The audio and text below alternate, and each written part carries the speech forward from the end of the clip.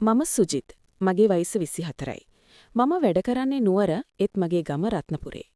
Job එක හම්බ වුණේ නුවර නිසා මම නුවර නැවතුනේ මගේ අක්කගේ ගෙදර. අක්කගේ මහත්තයා වැඩ කළේ කොළඹ. එයා හැමදාමත් නුවර එන්නේ නැහැ. සතියට තමයි එන්නේ. ඉතින් අක්කා ගෙදර එන්නේ තනියමයි.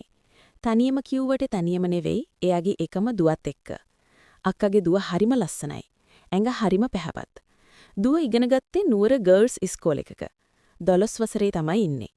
ඉතින් මම ජොබ් එකට ආවම අක්කලා ගෙදර නැවතින එකට අක්කා විතරක් නෙවෙයි අයියත් කැමති වුණා. මොකද අයියා ගෙදර නැති නිසා මම ඉන්න එක යාලට ලොකු හයියක් වුණා. ඉතින් මම අක්කලා ගෙදර නැවතුනේ ඒ හැමදේම ගැන හිතලා. මම වැඩ ඉවර වෙලා ගෙදර එනකොට හැමදාමත් 5:00 විතර වෙනවා. ඉතින් ආවම කරන්නේ වොෂ් එකක් අරන් ටිකක් රෙස්ට් කරන එක. මම තවම මැරි කරලේ නැති නිසා ඉතින් ලැප්ටොප් එකකින් ෆිල්ම් එකක් බලලා පොඩි ෆන් එකක් ගන්න හැරෙන්න වෙන ක්‍රමයක් තිබුණේ නැහැ. ඉතින් මගේ ආසාවන් ඉටු කරගන්න ඉතින් හැමදාමත් මම රැයට කාපු ගමන් කරන්නේ පොලිවන් ඉක්මනට කාමරයට වෙලා ලැප්ටොප් එක ඔන් කරගන්න එක තමයි. දෙන්නම මට හරි ආදරෙයි. මමත් එහෙමම තමයි. ඒ දෙන්නම බලාගන්න එක ඉතින් මගේ වගකීමක් කියලා මට දැනුනේ මෙහෙට ආපු මුල්ම දවස්වලයි. දවසක් මම කලින් වැඩ ඉවර වෙලා ආවා. එනකොට හවස 3ට විතර ඇති ඒ වෙලාවට. ගෙදර ඉන්නේ අක්කා විතරයි. දුවත් එන්නේ හවස ක්ලාස් ඉවර වෙලා 5ට විතර කියලා මම දන්නවා. එනකොට අක්කා නිදි. මම ආවම අක්කා කිව්වා ගෙදර වැඩ ටික කළාම ටිකක් ඇඟට අමාරුයි කියලා. දවසම වැඩ කරලා ටිකක් අමාරු ඇති කියලා මමත් හිතුවා. මම අපු නිසා අක්කා නැගිටලා මට තේ එකක් හදන්න ලැහැස්ති වුණා. අක්කා ඔහොම ඉන්න. මම තේ එක හදාගන්නම්.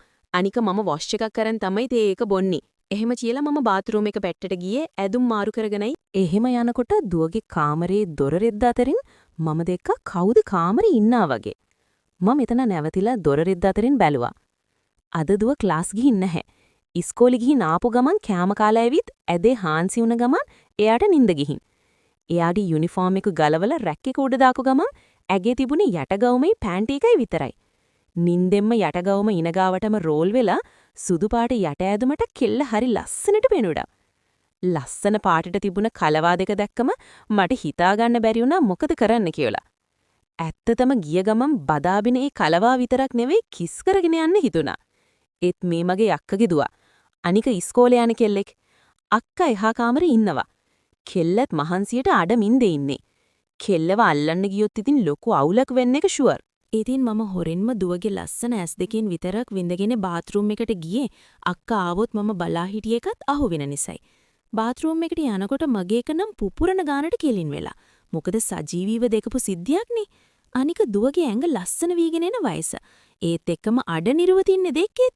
ඉතින් මම කලේ කෙල්ලගේ ලස්සන මතක් කර කර අතින් සතුටු වුණ එකයි. මාව ඇවිස්සුන විදියට එකපාරක් මදි කියලා හිතුණු නිසා දෙවනි වතාවත් කරලා හොඳට නාගෙන ආපහු ආවා. එන ගමන් බැලුවා ආයෙත් ඒ සුන්දර දර්ශනය පෙනෙන්න තියෙනවද කියලා. ඒ වෙනකොට දුවට ඇහැරිලා නැහැ. යට ගවුම හදාගෙන තවම නිදි. ඒත් කලවා වලින් 3න් 2ක් තවම දෙලියේ. දුව මෙහෙම ඉන්න එක අක්කට ගණනක් නොවෙන්න ඇත්තේ මේ වෙලාවට ගෙදර කවුරුවත් නැහෙනේ. මමත් මේ අද ආවේ කලින් නිසා දුව දන්නේ නැහැ මම මේ වෙලාවේ ගෙදර කියලා. ඉතින් මම කාමරයට ගිහින් ආයෙත් කුස්සිය පැත්තට ආවා ඒ තේ එකක් බොන්න විතරක් නෙවෙයි. ආයෙත් අර සුන්දර දසුන දකින්න පුළුවන් ද බලන්නත් එක්කයි. එතකොට දුව හිටියේ විදියටම නිදි. කකුල්වල ලස්සන විතරක් බලා ගන්න පුළුවන් වුණා. මම එහෙමම කුස්සියට ගියේ. අක්කා ඒ වෙනකොට කුස්සියට ගිහින් නිසා. අක්කා මට තේ එකක් හදලා ඉතින් මම තේ එකත් අරන් කුස්සියෙම ඉඳන් බොන්න පටන් ගත්තේ. මගේ එක ආයෙත් යන්තම් පණ ගහගෙන එන බව දැනුණා නිසායි. මොකද අක්කා දෙක්කොත් වැරදි විදියට හිතන්න පුළුවන් නිසා අක්කා දුවටත් තේ එකක් හදාගෙන කාමරයට ගියා. අපරාදේ. දැන් යන ගමන් ආයෙත් දුවව බලංග බැහැනේ. එදා ඉඳලා මට දුවව දකින්නකොට මතක් වෙන්නෙම ඒ සිදුවීම තමයි. ඇත්තටම දුවගේ ඇඟ අත ගාලා බලන්නට නම් කියලා හිතුණු වාර අනන්තයි.